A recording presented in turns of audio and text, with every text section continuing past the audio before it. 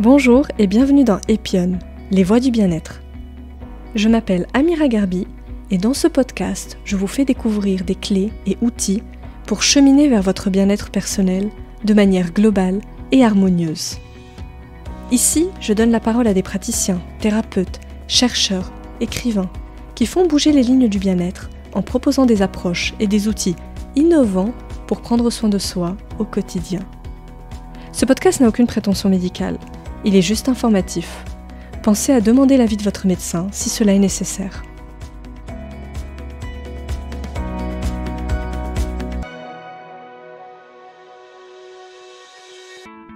Dans cet épisode, j'ai la grande joie de recevoir Stéphane Alix, journaliste, ancien reporter de guerre, réalisateur et écrivain.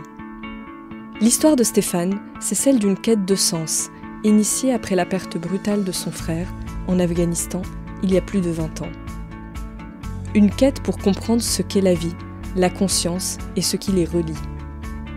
Son livre best-seller « La mort n'existe pas » est le fruit d'une enquête fascinante menée sur plusieurs années qui explore les frontières de la conscience humaine et son lien mystérieux avec le cerveau. Ensemble, nous avons exploré comment ces expériences, des plus scientifiques aux plus spirituelles, ont façonné sa vision de la conscience. Stéphane nous invite à réaliser à quel point nous sommes parfois prisonniers de nos certitudes. Un échange passionnant qui, je crois, ne vous laissera pas indifférent. Et comme le dit Stéphane Alix, plus tôt on entreprend cette exploration intérieure, plus éclairée et inspirée sera notre existence. Très belle écoute à tous. Bonjour Stéphane Alix. Bonjour.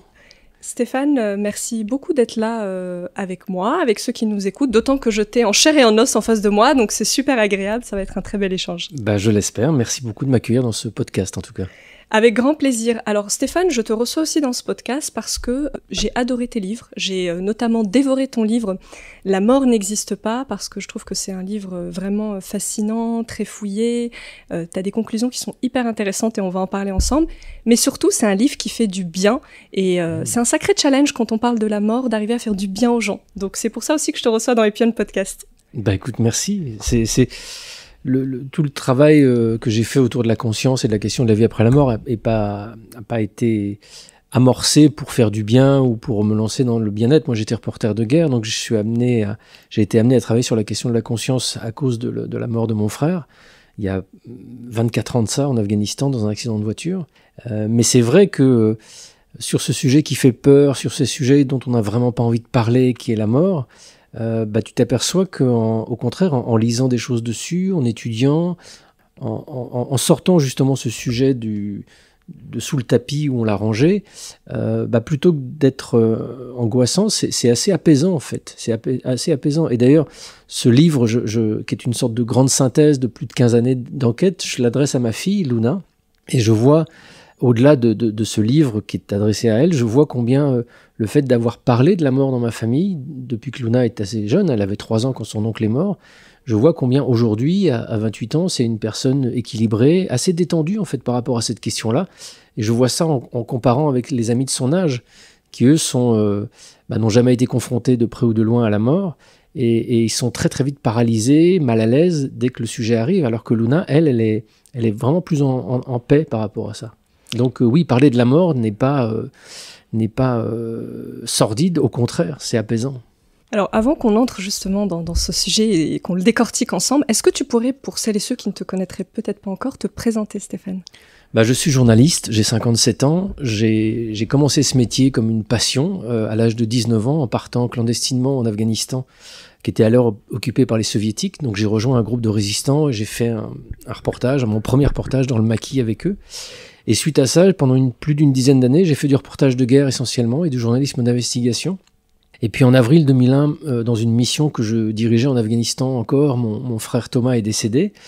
Et ce moment a marqué un tournant évidemment radical dans ma vie, parce que tout d'un coup, alors je n'y étais pas préparé, alors que la mort d'un frère est pas du tout dans l'ordre des choses, il avait 30 ans, moi j'en avais 32, ça a fait ressurgir des questionnements existentielles, philosophiques que je pouvais avoir dans l'adolescence, enfin qu'on a tous dans l'adolescence. Qu'est-ce qu'on fait là? Quel est le sens de cette existence? Le monde paraît absurde, pourquoi on y est, enfin, etc. Sauf que moi, je suis nul en philo, j'ai même pas de bac, je suis parti sur le terrain avant même de passer mon bac. Donc, j'avais pas d'outils intellectuels pour explorer cette question. Et puis, 2 ans, enfin, un peu moins de 2 ans après la mort de mon frère, complètement par hasard, j'ai entendu une émission de radio sur une chaîne nationale avec un médecin qui parlait des expériences de mort imminente. Ces expériences où les gens disent être sortis de leur corps, avoir vu un tunnel de lumière, etc. Et à ma grande surprise, j'étais déjà estomaqué qu'un médecin parle de ça. Et puis surtout, ce que ce médecin disait, c'était que ces expériences n'étaient pas a priori des hallucinations. Elles n'étaient pas dues à un cerveau en souffrance, mais elles étaient peut-être quelque chose de beaucoup plus fondamental et de beaucoup plus intriguant, en lien avec le début de la mort. Et peut-être que ces gens-là vivaient ce qui se passe au moment de la mort. Et comme, je ne sais pas si le médecin avait évoqué un cas comme ça, mais il y a beaucoup d'expériences de mort imminente qui arrivent à des gens qui sont impliqués dans un accident de voiture, par exemple. Donc j'ai fait le parallèle assez rapidement avec mon frère. Si on avait pu ranimer mon frère, si on avait pu le sauver sur le lieu de l'accident, est-ce qu'il m'aurait dit avoir vécu une expérience de cette sorte, sorti de son corps? Est-ce qu'il a vu la scène du dessus? Et donc c'est le fait qu'un médecin travaille là-dessus, ça m'a conforté dans l'idée qu'il était peut-être possible de questionner un peu le sujet de la conscience, de la vie après la mort. À l'époque, c'était pour moi déjà un peu too much, mais au moins, voilà, qu'est-ce qu'on sait de la mort, qu'est-ce qu'on sait de la conscience, etc., de sa relation avec le cerveau. Donc j'ai commencé à travailler, et là, je dirais que c'est pas tellement que j'ai eu des grandes révélations, c'est plutôt tout d'un coup j'ai découvert combien on était empêtré dans des certitudes, sans même s'en rendre compte. On vit dans une société occidentale, enfin je suis né dans cette société qui a développé une culture scientifique depuis plusieurs siècles, qui a réussi à nous sortir un peu de l'obscurantisme des années de l'Inquisition et autres, et qui laisse à penser qu'on sait tout sur tout, et on a réponse à tout, et que tout ce qui nous paraît rationnel et logique est démontré scientifiquement. Et en fait, là, en faisant quelques premières semaines et mois d'enquête, je m'aperçois que c'est un peu l'inverse, c'est-à-dire que on vit dans des certitudes, il n'y a rien après la mort, nous sommes seuls dans l'univers, etc., qui sont des certitudes qui n'ont jamais été démontrées scientifiquement et qui même parfois contredisent des observations, notamment sur les expériences de mort imminente, qui contredisent complètement ce que l'on pense être juste sur la relation entre cerveau et conscience. Et ça m'a estomaqué. Ça m'a estomaqué parce que j'ai pu me rendre compte, en travaillant seulement quelques mois dessus, combien la religion avait été remplacée de façon dogmatique par une autre forme de religion qui est celle du scientisme, d'une certaine manière. Et ce qui était plus frappant pour moi, c'est que cette idée que la science répond à tout, qu'elle donne du sens à tout, c'est pas une idée scientifique et c'est pas une idée qui est beaucoup défendue par les scientifiques eux-mêmes. Les scientifiques eux-mêmes que j'ai pu rencontrer dans plein de disciplines différentes sont les premiers à dire on sait rien, le champ de notre ignorance est colossal, et même parmi, par exemple, les neuroscientifiques, pour en venir à notre sujet, il y en a la quasi-totalité disent on ne sait pas ce que c'est que la conscience, on ne sait pas comment elle émerge. Est-ce qu'elle émerge du cerveau? Ça, c'est même une question qui est aujourd'hui qui fait débat, même au sein des neuroscientifiques les plus mainstream. C'est pas une idée un peu farfelue de certains scientifiques bizarres. Lier l'émergence de la conscience à l'activité de notre cerveau, c'est une hypothèse qui est de plus en plus incohérente et fragilisée par des découvertes scientifiques. Moi, j'ai toujours été un journaliste indépendant, donc j'ai toujours pris le temps de travailler sur les sujets sur lesquels j'avais envie de travailler. C'est moi qui choisissais de partir sur l'Afghanistan, de partir sur la question tibétaine ou autre. Et donc là, j'avais choisi de commencer à m'intéresser à cette question de la conscience, et j'y ai passé plusieurs mois, sans a priori, sans postuler ce que j'allais découvrir. Et ça fait plus de 20 ans que ça dure, et ça a complètement changé ma vision du monde. Et bien justement, dans ton livre, tu écris « Plutôt on entreprend cette exploration intérieure pour retrouver notre âme, plus éclairée et inspirée sera notre existence ». Et je voulais commencer l'échange en te demandant justement dans quelle mesure notre compréhension de la mort, finalement, elle enrichit la vie. Tu en as un peu parlé avec ta fille Luna en introduction. Quand on découvre que notre conscience est immortelle, et ça, c'est pas une croyance. Ça, c'est vraiment une hypothèse extrêmement solide et extrêmement étayée par quantité d'observations et de recherches scientifiques. Donc l'idée que la conscience survive à la mort du corps n'est plus du tout une idée de l'ordre de la croyance, du registre de la croyance. C'est vraiment une idée qui, aujourd'hui, peut être débattue et sérieusement étayée par des scientifiques. Donc à partir du moment où la conscience survit à la mort du corps, à partir du moment où la conscience la dimension fondamentale de notre conscience n'est pas contrainte par notre existence terrestre dans un corps, avec une identité, avec un cerveau qui fonctionne. Que notre conscience, elle commence d'une certaine manière, entre guillemets, avant notre naissance, et elle se poursuit après notre mort. D'une certaine manière, elle est hors du temps, notre conscience.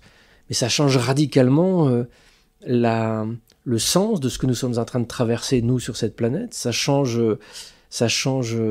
la façon dont on se comporte les uns avec les autres. Ça change tout, en fait. Ça change tout. Et puis surtout, ça donne un éclairage très différent sur la façon dont on vit, sur les difficultés qu'on rencontre, sur les épreuves que l'on traverse.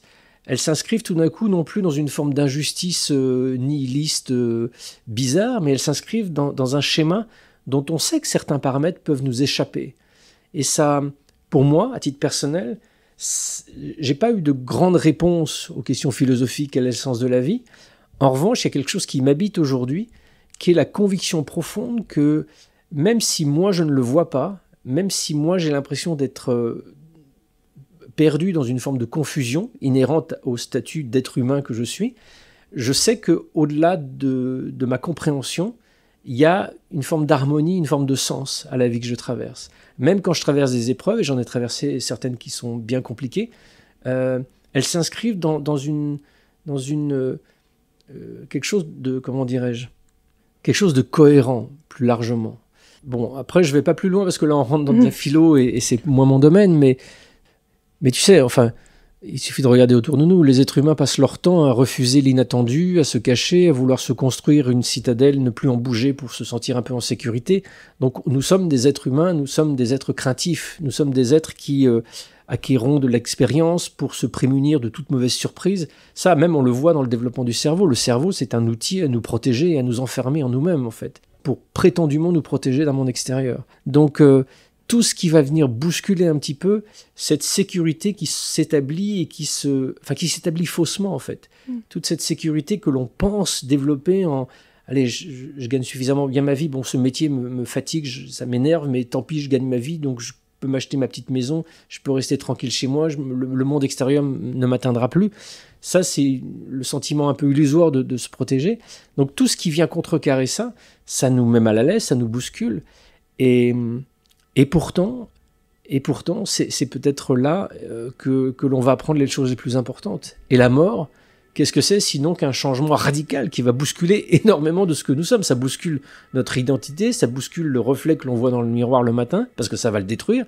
On n'aura plus le même visage quand on sera mort de l'autre côté, on n'a plus ce corps, on n'a plus cette identité. La personnalité auquel on est si attaché durant notre existence, ce Stéphane Alix qui existe, bah, il n'existera plus une fois que je serai mort.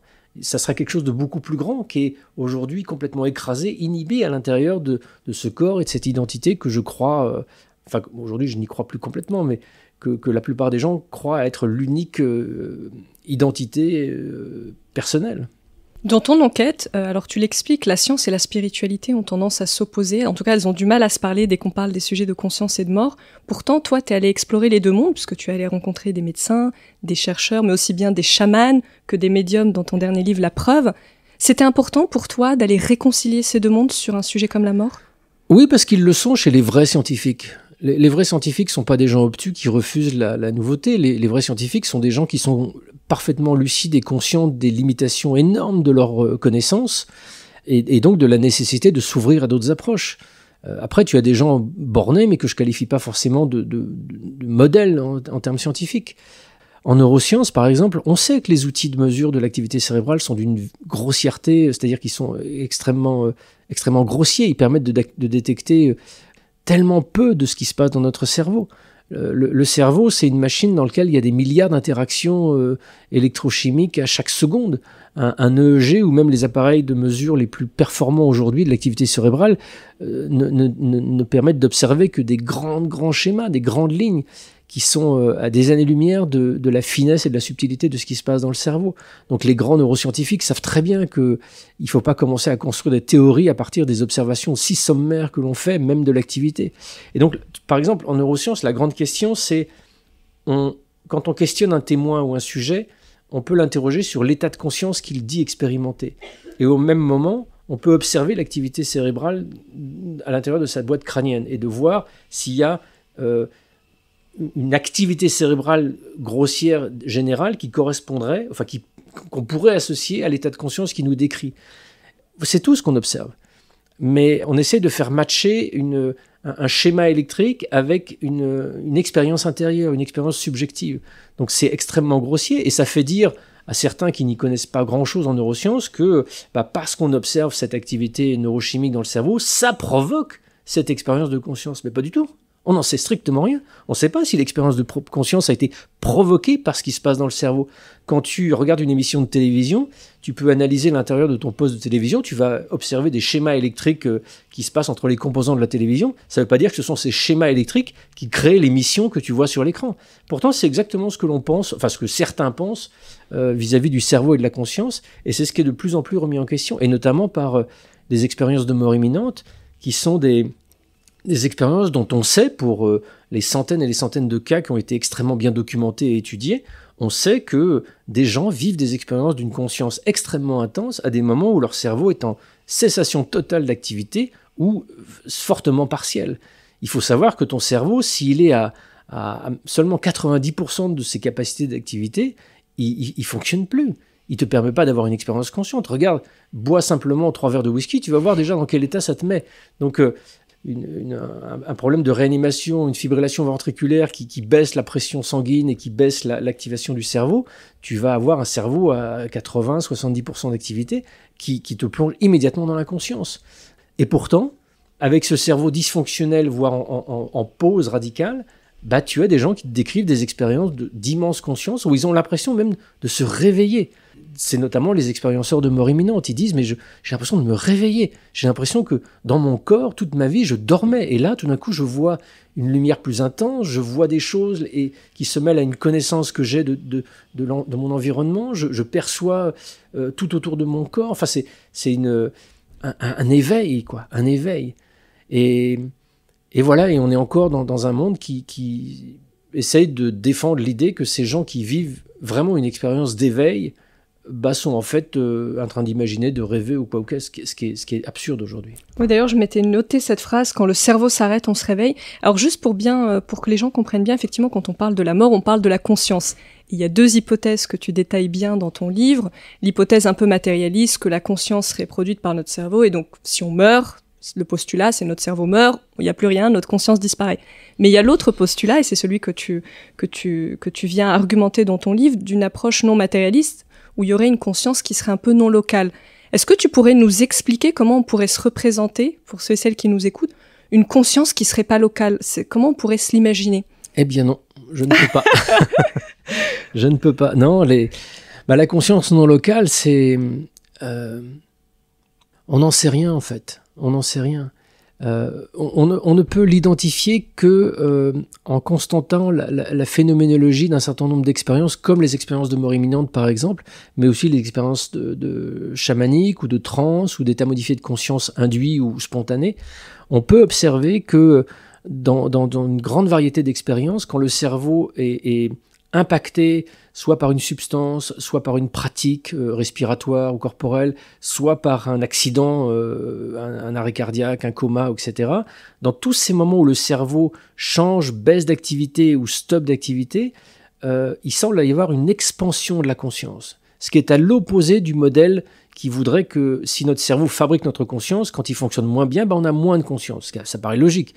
Si tu as une télé qui marche sur du 220 et tout d'un coup tu la branches sur une pile, elle va moins bien marcher. Il y aura un petit peu de jus à l'intérieur, mais ça permettra jamais d'avoir une image sur l'écran. Le cerveau, c'est pareil. Et pourtant, c'est l'inverse qu'on observe. Le cerveau, c'est tu débranches de prise de courant, tu mets une petite pile à 1,5 volt, et là, pouf, ça provoque une expérience 10 fois plus intense que celle de notre expérience de conscience de veille. Donc ça laisse imaginer que la conscience, en fait, est un... Alors, est-ce que c'est un phénomène? Est-ce que c'est quelque chose? Je ne sais pas. La conscience n'est pas enfermée dans notre corps. Notre conscience n'est pas... Stéphane, notre conscience n'est pas notre cerveau, notre conscience n'est pas limitée par l'enveloppe de notre corps. Notre conscience, elle est non locale, ça veut dire qu'elle a accès à tout l'espace et tout le temps. Elle n'est pas contrainte ni par l'espace ni par le temps. Le terme de non-localité a été emprunté à la physique pour décrire le comportement des particules qui, à un niveau subatomique, ne sont plus bloquées dans le temps et dans l'espace. Elles ne sont pas localisées. Tant que tu ne les observes pas, les particules peuvent être à n'importe quel endroit potentiellement, et même dans le temps. Le passé, le présent, ça n'existe plus au niveau submicroscopique, au niveau quantique. Et donc, il semblerait que la conscience ne soit pas non plus bloquée par ça. Maintenant, quand la conscience, elle est enfermée dans cette combinaison froide et glacée qu'est un corps humain, ben elle est écrasée dans son fonctionnement et dans ses perceptions par l'activité de notre cerveau qui prend le dessus d'une certaine manière et qui crée ce qu'on pourrait appeler une forme de conscience de fonctionnement, de conscience adaptative pour vivre dans le temps et dans l'espace. Et cette conscience adaptative qui prend un peu le visage de la personnalité qu'est la nôtre, nous donne l'idée que nous sommes cette personnalité, que nous sommes cet être-là, avec toutes ses limitations. C'est-à-dire que là, on est en train de discuter, on est dans le présent. Le passé, c'est ce matin, je ne peux pas y revenir. Le futur, c'est après l'interview, je ne peux pas encore y aller, il faudra attendre que l'interview soit terminée. Mais au plan de ma conscience, il n'y a pas cette limitation-là. Ma conscience, elle est aussi bien en ce moment même dans le passé que dans le futur. Ma conscience, elle sait déjà ce qui va se passer tout à l'heure quand je serai en dédicace dans une librairie. Tu vois, et ça, c'est difficile quand même, même à se le représenter intellectuellement, à se le figurer. Pourtant, toutes les recherches, toutes les études indiquent que la nature de notre conscience, c'est ça. Et j'ai oublié ta question. Comment on se représente la conscience? Il y a une métaphore d'ailleurs qui est souvent utilisée, je crois que tu la reprends dans ton livre, c'est celle de la radio. De se dire que la conscience, en fait, on serait une sorte de radio et on viendrait capter une onde qu'on diffuse qui correspond à notre existence et qu'au-delà de ça, notre conscience, elle est bien au-delà de la radio et de ce qu'on peut capter. Je trouve que c'est assez parlant pour essayer de... Merci aussi, c'est un exemple. Effectivement, je parlais de la télévision tout à l'heure. Ou de la télévision, mais la radio, c'est pareil. Effectivement, il te vient pas à l'esprit une seule seconde d'imaginer que les émissions de radio, elles sont dans la radio. Elles sont pas dans l'appareil de radio, elles sont ailleurs, dans une sorte de présence non spatiale.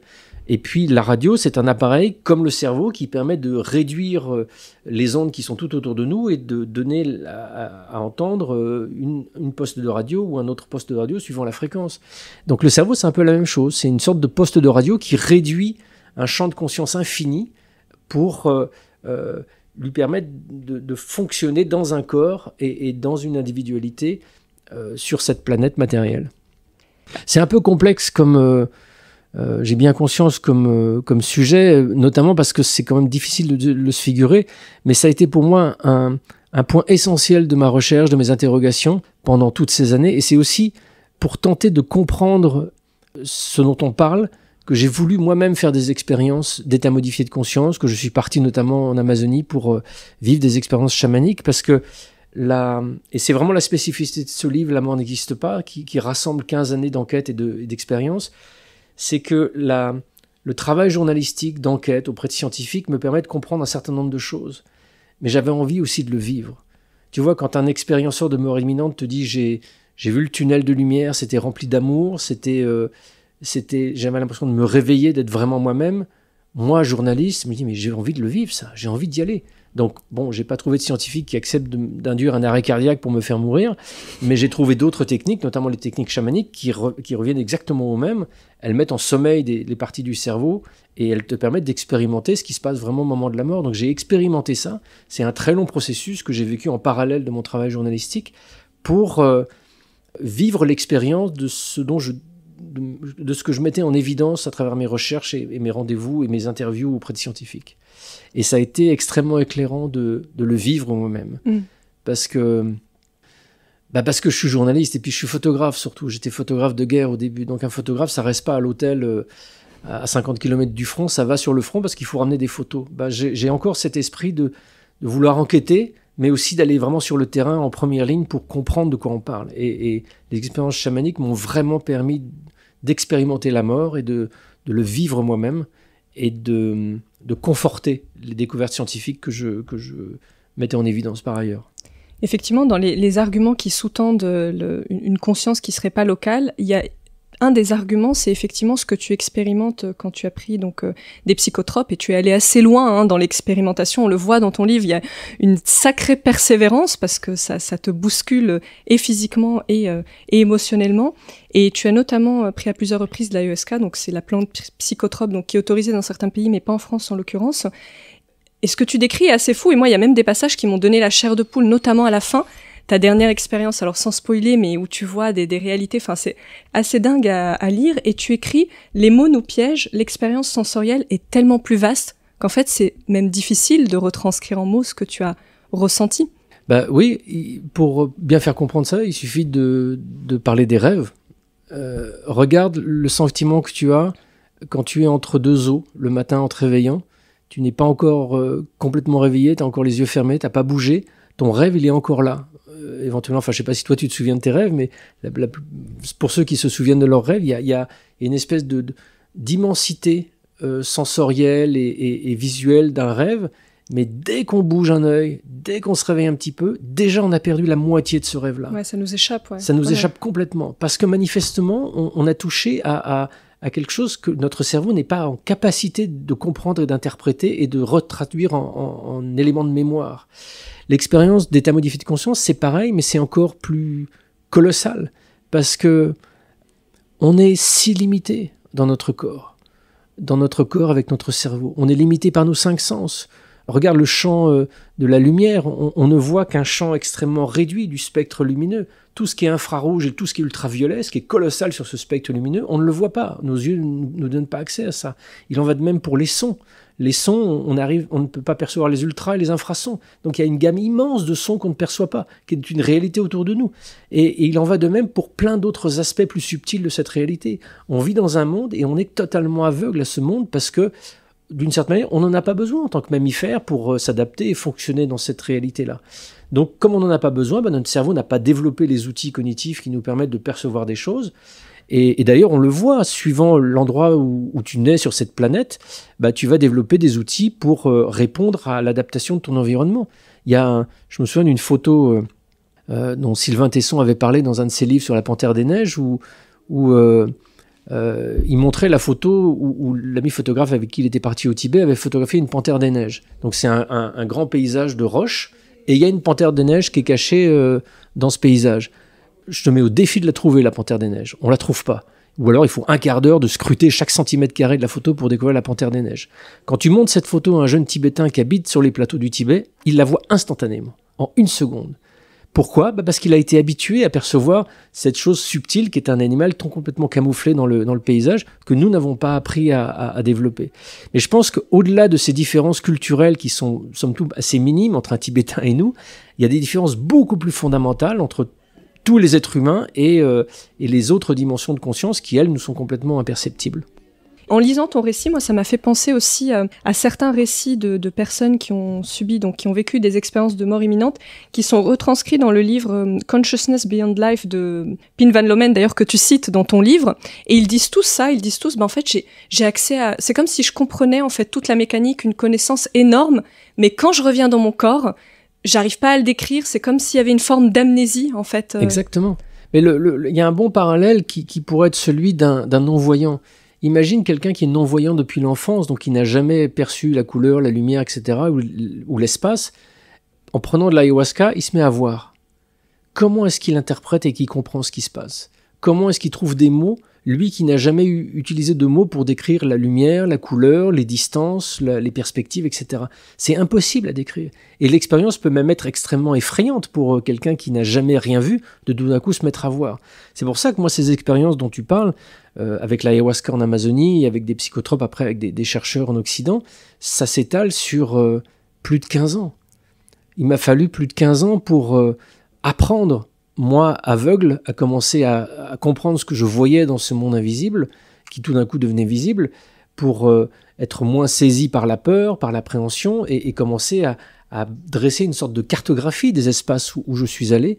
Et à la fin, il y a quelques années, ce que je raconte à la fin du bouquin, j'ai eu le sentiment d'accéder à une forme de stabilité qui me permettait d'être plus totalement submergé par l'intensité des expériences et aussi de commencer à en comprendre certains éléments et de pouvoir les traduire. Et c'est ce que j'ai fait dans ce livre-là. Mais c'est un très très très long apprentissage. On est très loin de Matrix où il suffit de prendre la petite pilule bleue pour tout d'un coup voir la réalité. Moi, j'ai pris la petite pilule bleue, puis après, il a fallu 15 ans pour que je commence à comprendre ce que je voyais. Oui, on le sent, l'effort que ça t'a demandé, les peurs que ça t'a impliqué de dépasser. On sent que le voyage était pas tout rose quand même. Ben, c'est un apprentissage, en fait, si tu veux. C'est vrai qu'on vit dans une société occidentale qui nous a peut-être habitués à avoir les choses vite. Tu veux tout vite. C'est notre monde, ça. Sauf qu'il ne te viendrait pas à l'esprit de te dire que tu peux apprendre le chinois en un week-end. Si tu veux apprendre le mandarin ou le cantonais, il va te falloir 1 an, 2 ans de cours intensifs pour commencer à devenir efficace. Bah, avec l'exploration des dimensions invisibles de la conscience, c'est la même chose. Tu vas pas prendre un truc et puis d'un coup être parfaitement à l'aise dans ce nouveau monde. C'est un peu comme si quelqu'un nous prenait dans ce bureau et nous parachutait instantanément au milieu de la forêt de Papouasie-Nouvelle-Guinée. Bah, on va avoir besoin d'un petit temps d'adaptation pour pouvoir, si on ne meurt pas déjà, pour pouvoir s'en sortir, comprendre qui est qui, etc. Bah, c'est pareil avec le monde invisible. On a besoin de temps. Tu vois, moi, j'ai aujourd'hui 57 ans et j'ai l'impression qu'une grosse partie de ma vie a été consacrée à ce travail d'exploration. Et c'est cette durée qui permet aujourd'hui d'avoir la compréhension que j'en ai et que je partage dans La mort n'existe pas. Il y a un autre argument aussi, c'est l'argument des EMI. On a commencé à en parler un petit peu, et effectivement, tu reprends pas mal les travaux donc de ce cardiologue néerlandais assez célèbre, Pim van Lommel, et tu écris « Le caractère inexplicable des EMI sur le plan strictement neuronal saute aux yeux ». En quoi les EMI viennent nous apporter des arguments très très forts en faveur d'une conscience élargie, en fait? Bah, c'est très simple. Quand tu as un arrêt cardiaque, c'est-à-dire quand tu arrives et que tu as un arrêt cardiaque à l'hôpital et qu'on commence à faire une tentative de réanimation, ton cerveau est plus irrigué. Ou alors il reçoit des petites giclées de pression qui remontent un petit peu. Quand tu reçois un massage cardiaque, ça renvoie un peu de sang dans le cerveau, mais ça rétablit, je dirais, 30-40% de l'activité cérébrale. C'est-à-dire que pendant ce moment où on tente de te réanimer, où tu es dans le coma, ton cerveau, il est en stand-by. Il est en stand-by. Il n'est pas mort parce que la mort cérébrale, ça équivaut à la destruction irrémédiable des neurones. Donc là, on ne revient pas d'une mort cérébrale. Une mort cérébrale, ça te laisse, si le corps continue à fonctionner, dans un état, ce qu'on appelle végétatif, enfin non répondant, et on ne peut plus te ramener. T'es mort cérébralement. Mais quand les cellules sont en pause, on appelle ça la mort clinique. Donc c'est toujours réversible. Mais il faut que, pour que tu sois ramené à la vie sans qu'il y ait de dommages irrémédiables au cerveau, il faut que la température soit assez basse, par exemple, pour que les cellules cérébrales soient pas trop détruites. Et il faut que la réanimation, s'il n'y a aucune tentative de réanimation conduite, il faut pas excéder 4-5 minutes. À température normale, au bout de 4-5 minutes, ton cerveau il devient irrémédiablement mort. Mais pendant ce temps de mort clinique, les cellules cérébrales, les neurones, ils produisent rien. Ils produisent pas d'expérience consciente. Ils ont un tout petit peu d'énergie qu'ils gardent pour préserver leur intégrité.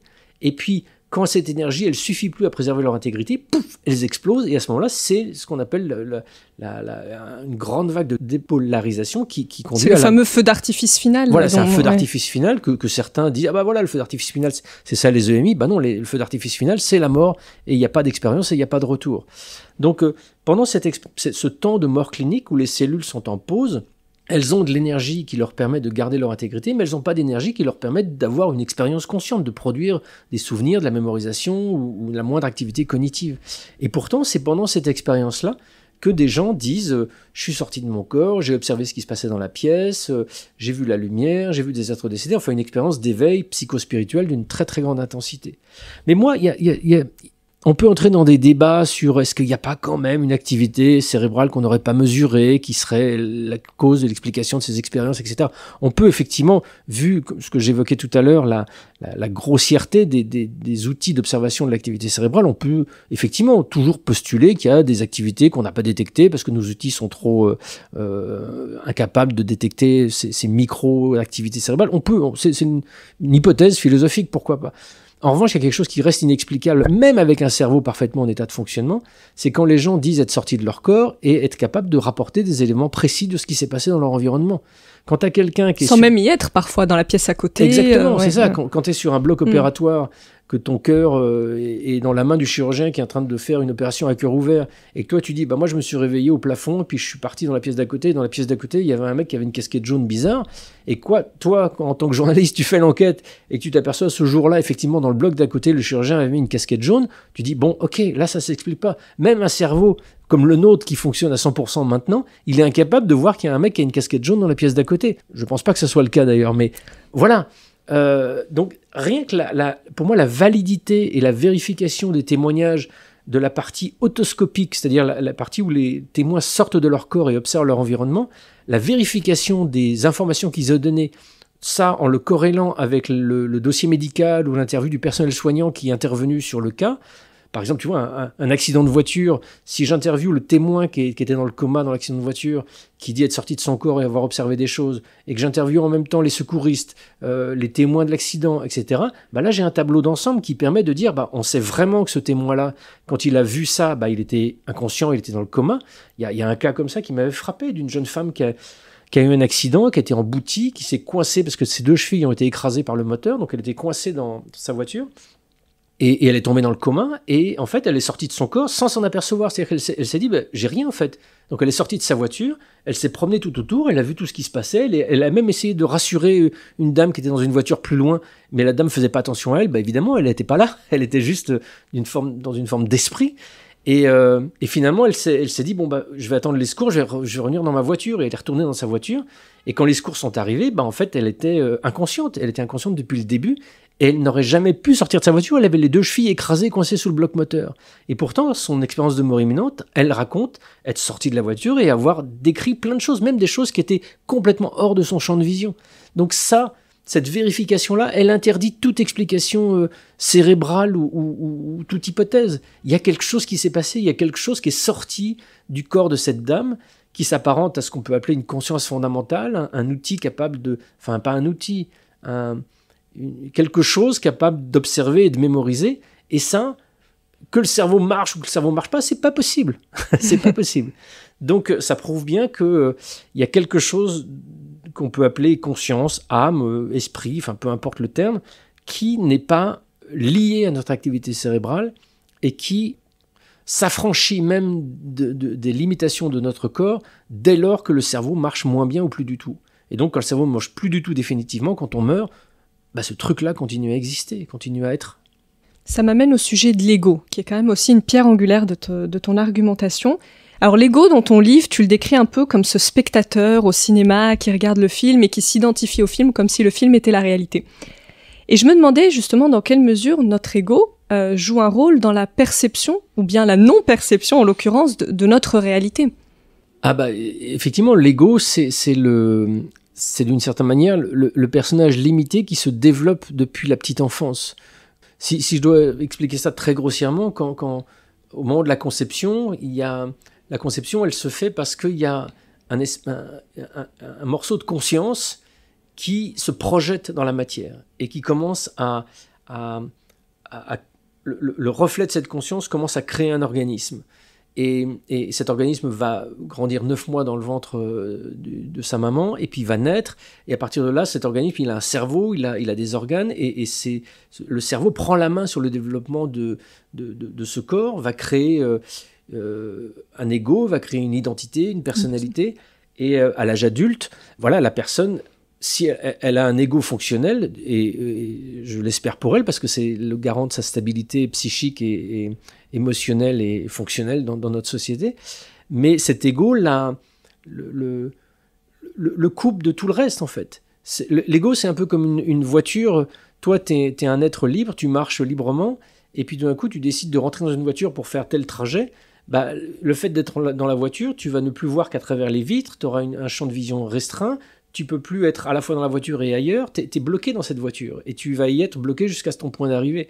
Bah, le corps humain, c'est un peu comme ça, c'est une voiture dans laquelle tu vas être bloqué et qui t'empêche de voir tout ce qu'il y a autour de toi. Mais c'est en même temps, tu peux pas faire autrement, parce que quand tu as un déficit de développement de l'ego, c'est une fragilité psychique.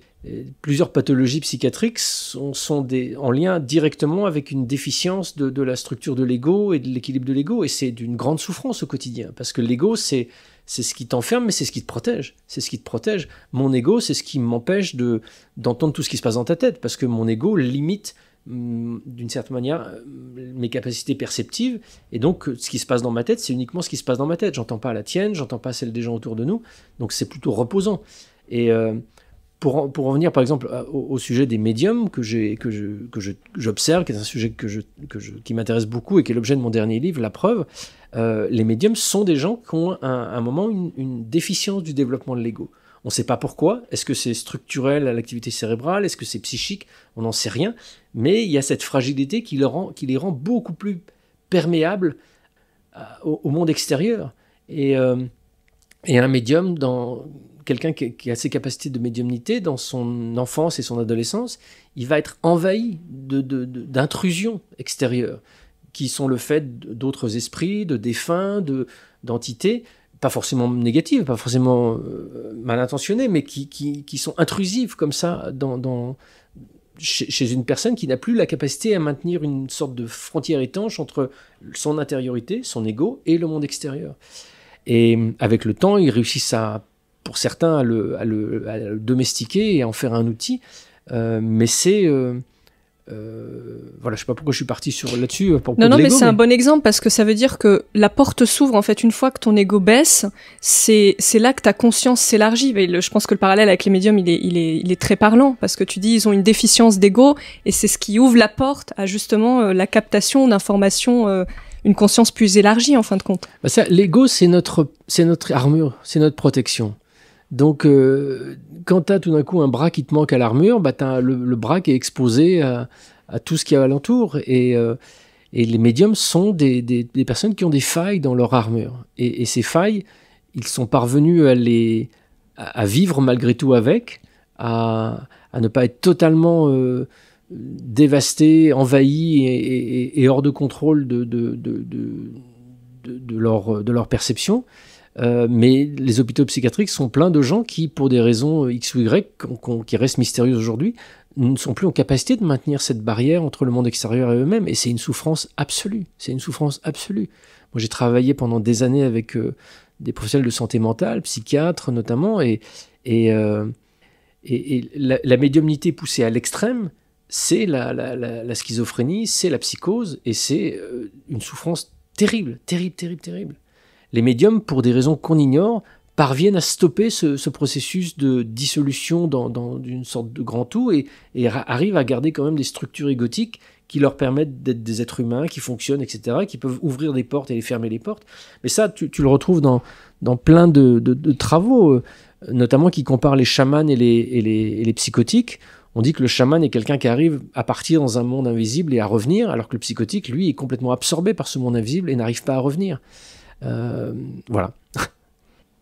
Toi, tu as réussi dans tes expériences à te défaire de cet ego, dans tes expériences notamment avec l'ayahuasca, parce qu'on sent qu'à un moment donné, tu dis mon ego vraiment s'éteint. T'as le sentiment d'être allé très loin dans cette... Oui, parce que j'ai commencé ces expériences quand j'avais un ego très solide.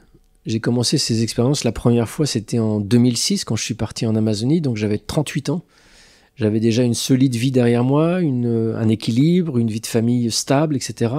J'étais quelqu'un de psychiquement très stable et assez solide, ce qui m'a permis de déconstruire cette forteresse que j'avais, parce que je savais que j'allais la retrouver au retour.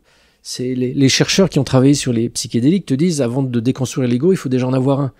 Donc c'est pour ça que ces psychédéliques ou ces expériences chamaniques sont extrêmement déconseillées aux adolescents notamment. Parce que quand tu es adolescent, tu es en pleine construction de ta structure égotique, et que si tu commences à tout faire voler en éclats alors que tu n'en es pas vraiment une très solide, ça peut avoir des conséquences psychiques dévastatrices. Ou à ceux qui ont des potentielles pathologies, justement, t'en parlais avant, si on souffre de ce qui... Encore plus, bien sûr. Oui, non, l'expérience chamanique n'est pas une expérience... c'est pas la petite pilule bleue sans conséquences de Matrix. Enfin, quoi que la pilule bleue dans Matrix, elle a quand même des grosses conséquences, mais c'est pas une expérience facile. Ça demande à être impérativement encadré. C'est pour ça que c'est interdit de toute façon en France. L'ayahuasca doit être absolument encadré par des bons chamans en Amazonie, dans un contexte, un cadre culturel qui développe, qui utilise cette substance de façon intelligente. Et en aucun cas, c'est quelque chose que tu dois faire tout seul pour t'amuser. C'est pas la substance en elle-même qui provoque un enseignement, c'est le cadre culturel, et ça demande un investissement de temps et c'est pas spécialement recommandé non plus. C'est pas quelque chose qui est pour moi un impératif à faire sur le chemin de l'exploration de la conscience. Tu peux vivre avec le tambour, par exemple, parce que le chamanisme, c'est un mot qui vient du Tungut mongol, mais qui est calqué sur un ensemble de pratiques animistes que tu trouves dans le monde entier, qui sont très différentes les unes des autres. en Amazonie péruvienne et en Amazonie, Brésil ou autre, tu trouves l'ayahuasca, qui est une substance psychoactive pour induire des états de conscience modifiés très forts.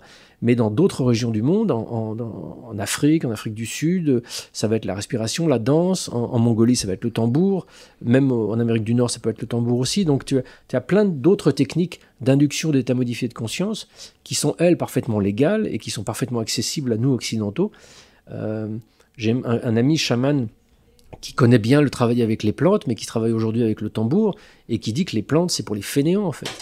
C'est pour ceux qui ont besoin de la violence d'une plante pour vivre cette expérience. Mais le tambour te permet tout autant de vivre une expérience chamanique très intense et très enseignante.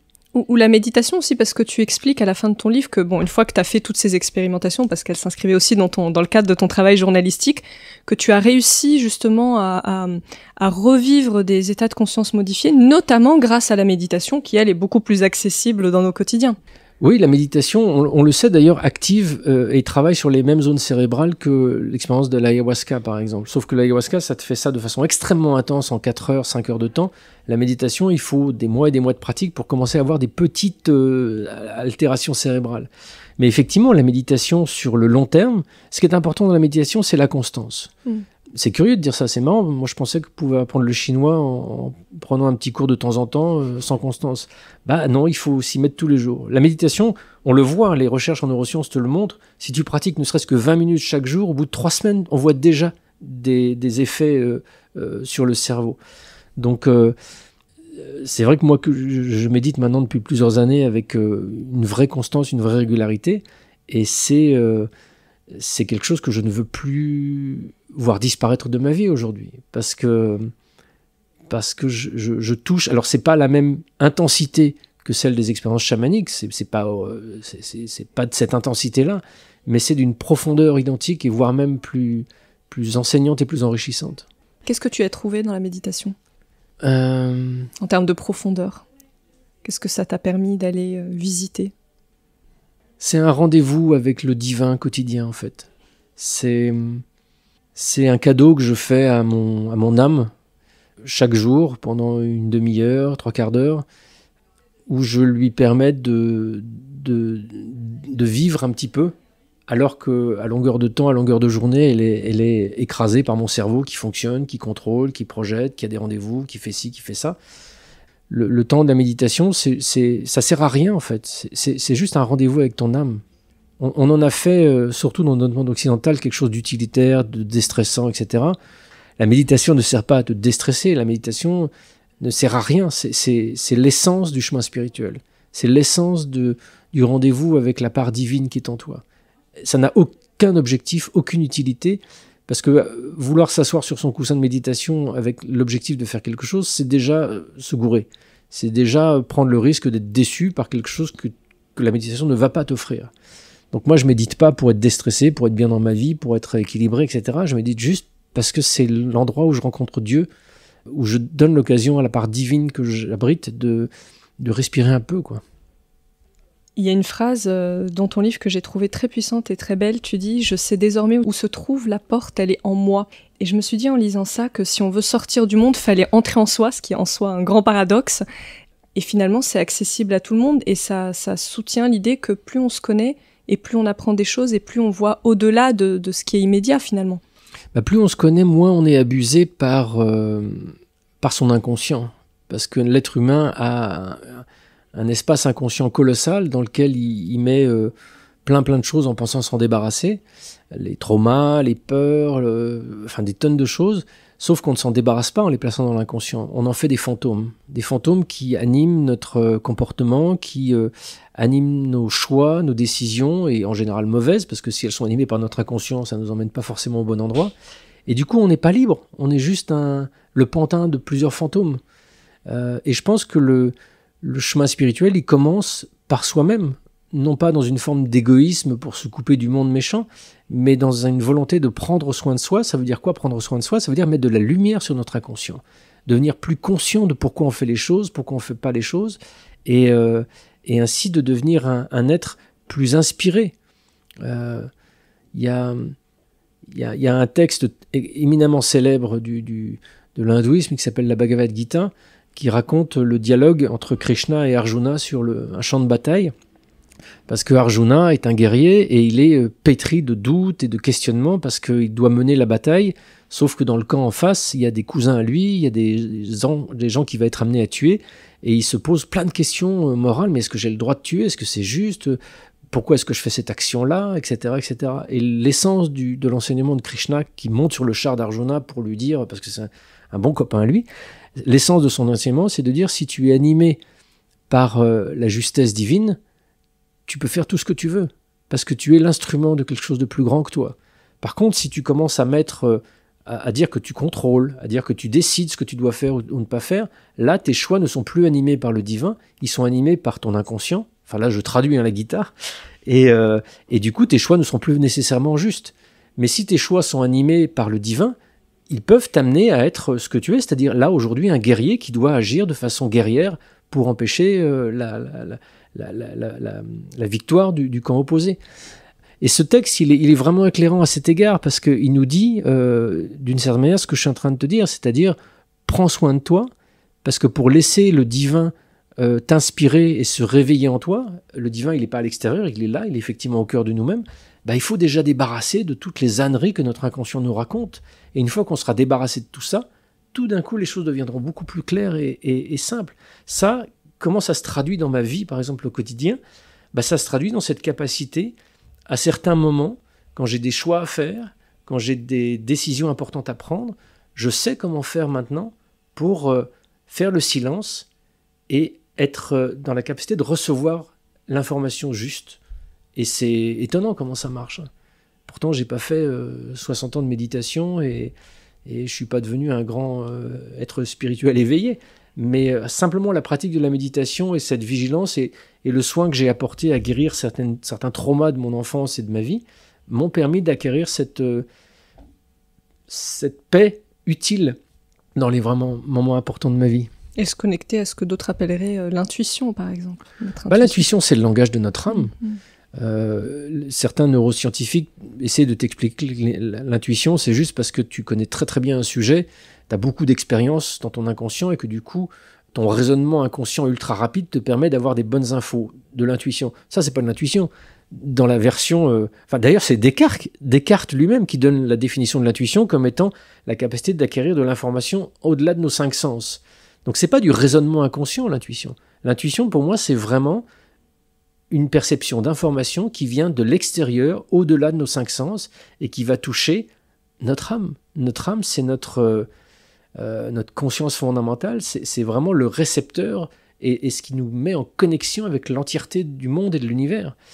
Et donc l'intuition, c'est ces messages que l'on parvient à entendre quand ils arrivent jusqu'à notre âme et que l'on parvient à entendre. Pour ça, il faut faire baisser un petit peu le bruit de notre cerveau, de nos ruminations, de nos pensées, de notre idée que en réfléchissant on contrôle tout, etc., etc.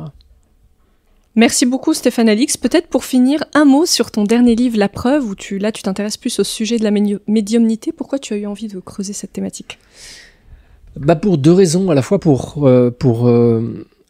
on a commencé cette discussion sur une question extrêmement légitime. Qu'est-ce que c'est que la conscience et comment on peut la définir? Et j'étais incapable de te répondre parce que c'est colossal.